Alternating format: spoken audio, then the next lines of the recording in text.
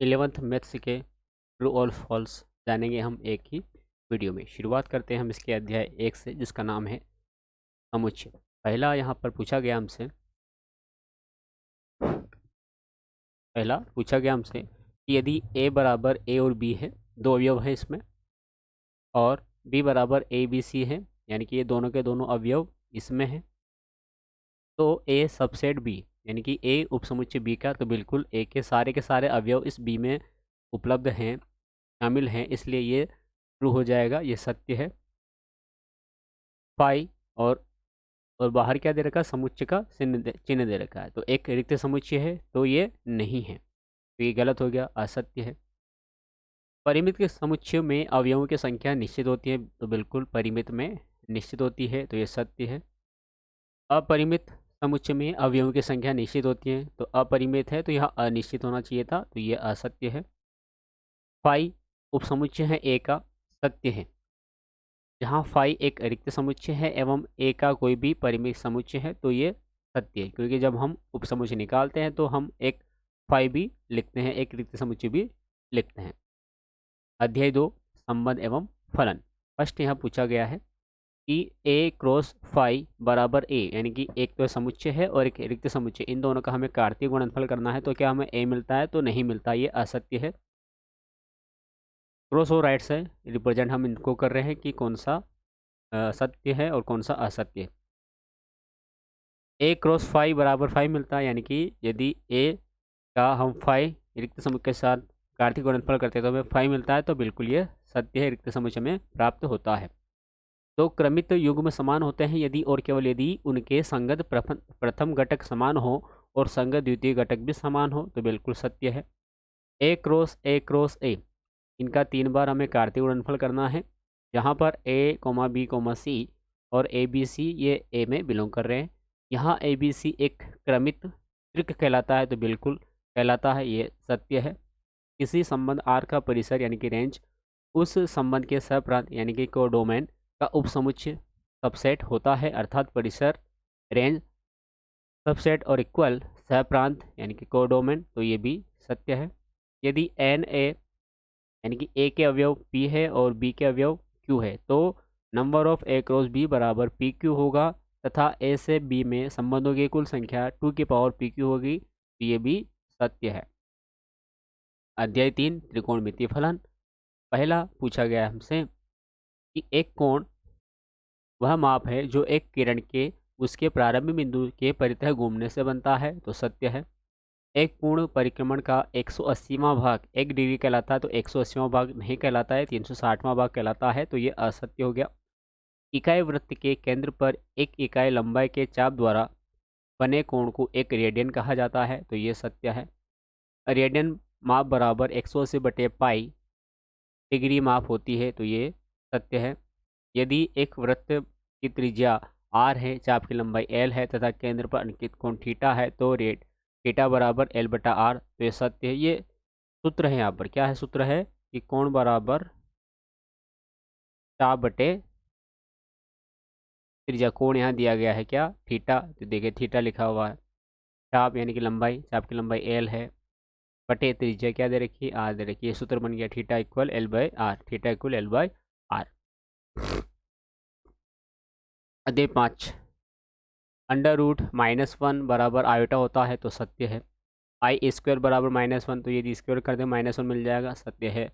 आई cube बराबर -i मिलता है, सत्य है। आई की पावर 4 इक्वल टू 1 मिलता है, बिल्कुल ये भी सत्य है। दो सम्मिश्र संख्याओं का योगफल एक सम्मिश्र संख्या होती है, तो बिल्कुल ये भी सत्य है। अध्याय 6 रैखिक असमीकाएँ। A X plus B Y less और इक्वल सी एक रैखिक असमीका है, तो बिल्कुल ये रैखिक असमीका है, सत्य है। A X plus B Y less than C एक सुनिश्चित असमीका है, तो ये भी सत्य है। अध्याय 7 क्रमचय एवं संचय। फर्स्ट, 0 फैक्टोरियल का मान 0 होता है, तो ये असत्य है। 0 फैक्टोरियल का मान 1 होता है, तो ये असत्य हो गया। 5c2 का मान 20 होता है, जब आप इसको सॉल्व करके मान निकालेंगे तो इसका मान जो है 20 नहीं आएगा, तो ये असत्य है। क्रमचय एक निश्चित क्रम में बना विन्यास है जिसको दी हुई वस्तुओं में से एक समय में कुछ या सभी को लेकर बनाया जाता है, तो ये सत्य है।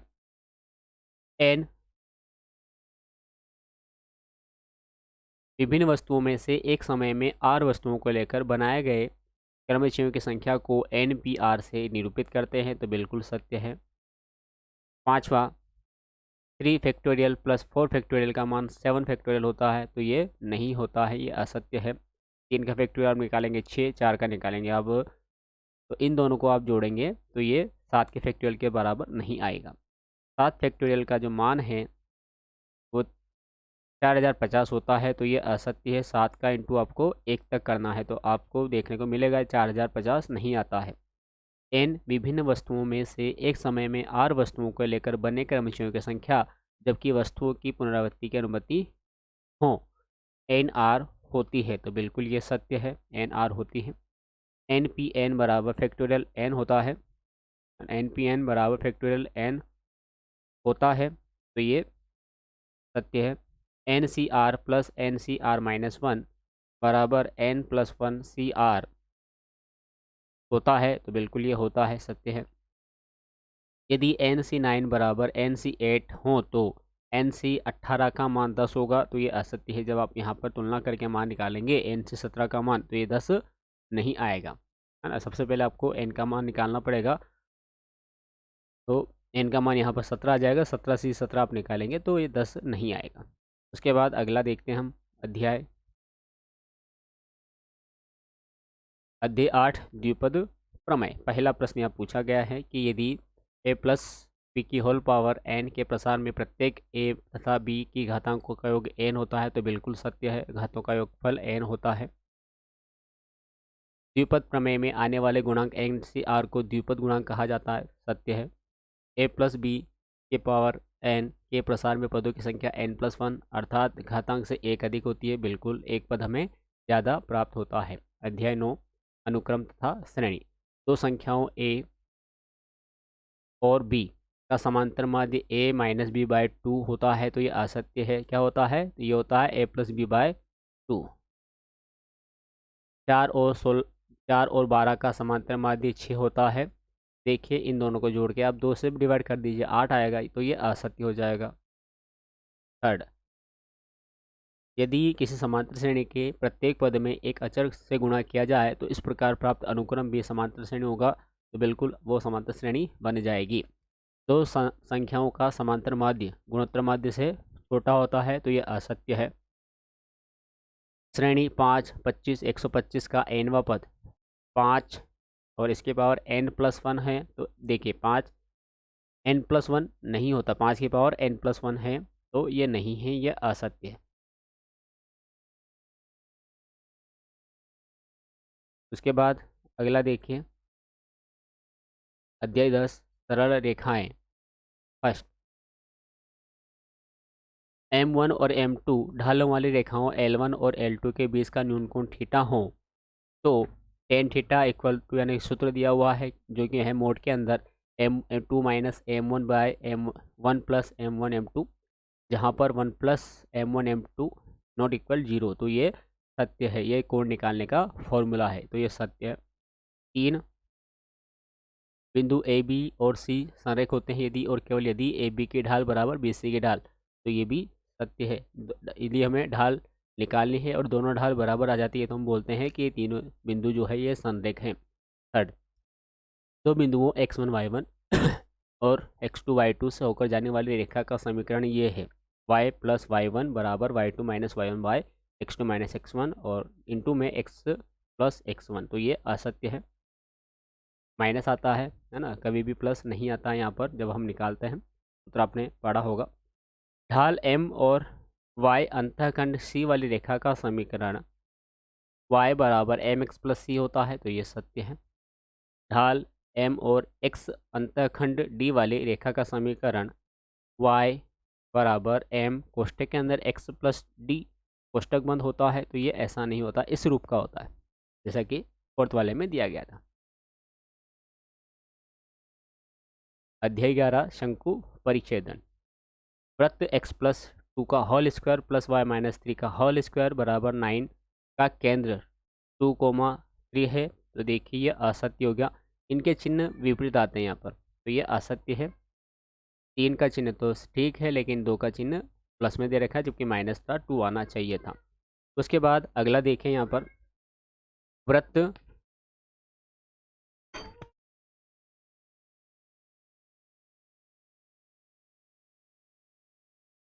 X square plus Y minus 5 का होल स्क्वायर बराबर 4 का केंद्र वाई अक्ष पर स्थित है, तो ये सत्य है।